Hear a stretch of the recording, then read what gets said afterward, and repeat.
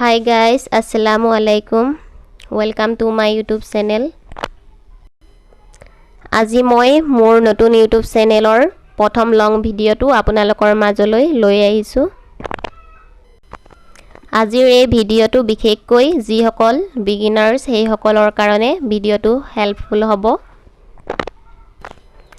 আজিৰ এই ভিডিঅটোত মই আপোনালোকক দেখুৱাবলৈ লৈছো স্টেপ বাই স্টেপ কেনেদৰে আমি কেক আইচিং কৰিবলৈ লাগে। যিকোনো ধৰণৰ বা যিকোনো ফ্লেভাৰৰ কেক বনাবলৈ হলে কেনেদৰে পাৰফেক্ট বেকাৰী ষ্টাইলৰ আইচিং কৰিব পাৰি হেতুৱে আজি মই আপোনালোকৰ লগত শ্বেয়াৰ কৰিম। আই হোপ আপোনালোকৰ ভিডিঅটো ভাল লাগিব আৰু ভিডিঅটো ভাল লাগিলে প্লিজ লাইক কমেন্ট আৰু ভিডিঅটো শ্বেয়াৰ কৰিব। আৰু মোৰ চেনেলটো যদি আপোনালোকে এতিয়ালৈকে সাবস্ক্ৰাইব কৰা নাই প্লিজ সাবস্ক্ৰাইব কৰি লব আৰু লগতে থকা বেল আইকনটো ক্লিক কৰি লব যাতে মই আপলোড কৰা নতুন ভিডিঅ' সমূহৰ নটিফিকেশন সমূহ আপোনালোকে পাই থাকে।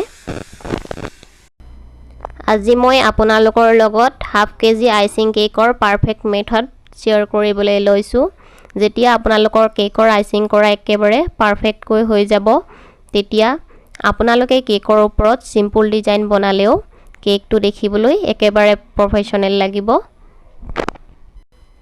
আৰু আপোনালোকে গম পাইছে মই হোম বেকাৰ হয়, মোৰ পাৰ্সোনাল এক্সপেৰিয়েন্স খিনি আপোনালোকৰ লগত মই শ্বেয়াৰ কৰিম।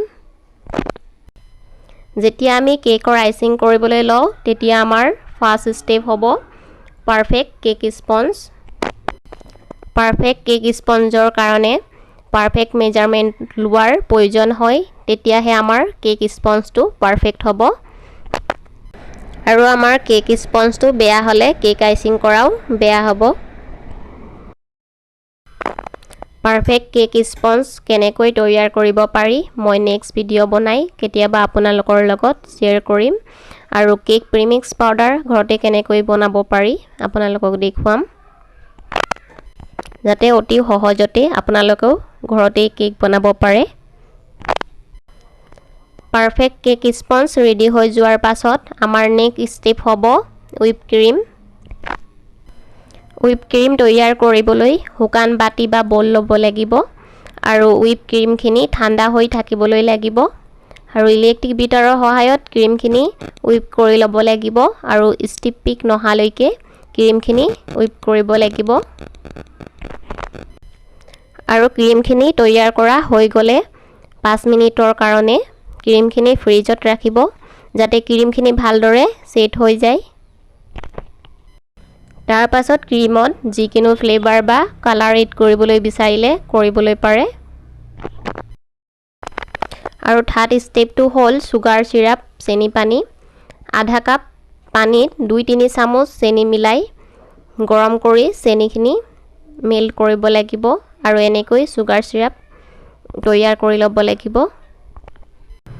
আৰু সুগাৰ সিৰাপখিনি ঠাণ্ডা কৰি লৈ কেকত এপ্লাই কৰিবলৈ লাগিব।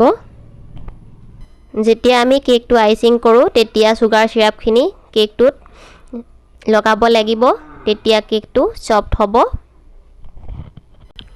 কেক আইচিং কৰাৰ সময়ত প্ৰথমতে এটা কেক বৰ্ড ল'ব লাগিব টাৰ্ণ টেবুলৰ ওপৰত আৰু কেক বৰ্ডটোৰ চেণ্টাৰত অলপমান ক্ৰীম লগাই প্লেট নাইফৰ সহায়ত ক্ৰীমখিনি মিলাই ল'ব লাগিব। পাছত কেকৰ একেবাৰে তলৰ লেয়াৰটো প্ৰথমতে ৰাখিবলৈ লাগে কাৰণ তলৰ সাইডটো অলপ টাইট থাকে।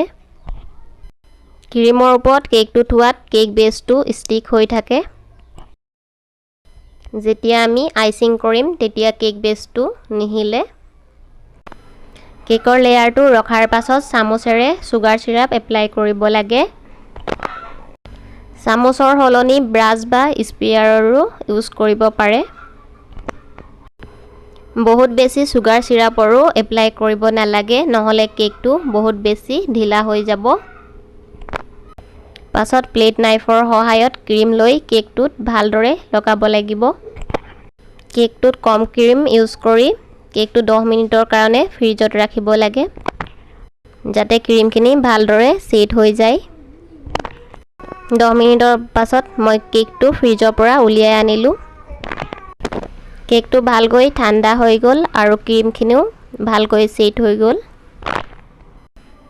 এতিয়া আকৌ কেকত ভালকৈ ক্ৰীম লগাই লম আৰু প্লেট নাইফৰ সহায়ত ক্ৰীমখিনি ইভেনলি স্প্ৰেড কৰি লম আইচিং কেক বনোৱাৰ দিনাখন গৰমৰ তাপমাত্ৰা বেছি হলে ক্ৰীমখিনি হুইপ কৰোতে আইচত থকা সৰু সৰু বৰফৰ টুকুৰাবোৰ ক্ৰীমৰ বাটি বা বলটোৰ তলত লৈ লব তেতিয়া ক্ৰীমখিনি তৈয়াৰ কৰিবলৈ সুবিধা হ'ব আইচিং কৰিবলৈ লোৱা ক্ৰীমখিনি দুটা ভাগ কৰি লব এটা ভাগ ফ্ৰিজত ৰাখি আৰু এটা ভাগেৰে আইচিং কৰিব আৰু পাছত হিটু ভাগৰ প্ৰয়োজন হলে উলিয়াই কেকত এপ্লাই কৰিব আৰু কেকৰ ওপৰত ডিজাইন বনাব প্লেট নাইফৰ সহায়ত ক্ৰীমখিনি ইভেনলি স্প্ৰেড কৰি লোৱাৰ পাছত কেকৰ সাইডৰ ফালেও ক্ৰীম লগাই ল'ব লাগিব টাৰ্ণ টেবুলটো লাহে লাহে ঘূৰাই ক্ৰীমখিনি প্লেট নাইফৰ সহায়ত ভালকৈ মিলাই ল'ব লাগিব যিসকল বিগিনাৰ্ছ সেইসকলে প্লেট নাইফেৰে ক্ৰীম লগাবলৈ অসুবিধা পালে সেইসকলে পাইপিং বেগৰ ইউজ কৰিও অতি সহজতে কেকৰ ওপৰত ক্ৰীম এপ্লাই কৰিব পাৰিব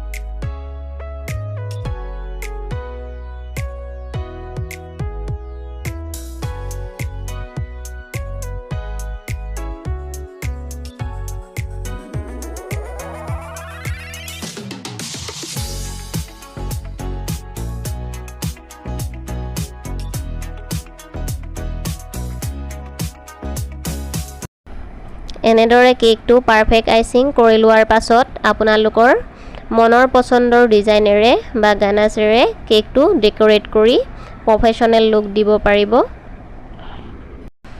আশা কৰোঁ আজিৰ এই ভিডিঅ'টো আপোনালোকৰ বাবে ইউজফুল আৰু হেল্পফুল হৈছে বুলি আৰু ভিডিঅ'টো ভাল লাগিলে ভিডিঅ'টোত এটা লাইক কৰিব আৰু ভিডিঅ'টো শ্বেয়াৰ কৰিব আৰু লগতে মোৰ চেনেলটো যদি সাবস্ক্ৰাইব কৰা নাই চেনেলটো সাবস্ক্ৰাইব কৰি ল'ব আৰু লগতে থকা বেল আইকনটো ক্লিক কৰি ল'ব যাতে মোৰ আহিবলগীয়া নতুন ভিডিঅ'সমূহৰ নটিফিকেশনসমূহ আপোনালোকে পাই থাকে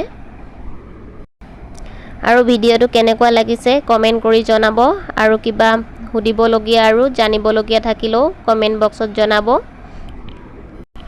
আজি ইমানতে সামৰণি মাৰিছো আকৌ নেক্সট ভিডিঅ' লৈ আপোনালোকৰ মাজলৈ আহিম দেখিবলৈ পাৰিছে কেকৰ ওপৰত মই সিম্পল ৰ'জ ফ্লাৱাৰ্স ডিজাইন বনাইছো আৰু আপোনালোকে দেখিছে কেকৰ ডিজাইনটো সিম্পল হলো কিমান সুন্দৰ লাগিছে ৰ'জ ফ্লাৱাৰ ডিজাইন আমি কেনেদৰে বনাব লাগে নেক্সট ভিডিঅ' বনাই আপোনালোকক দেখুৱাম আজিৰ এই ভিডিঅ'টো বহুত দীঘলীয়া হৈ যাব বাবে মই এই ভিডিঅ'টোত নেদেখুৱালো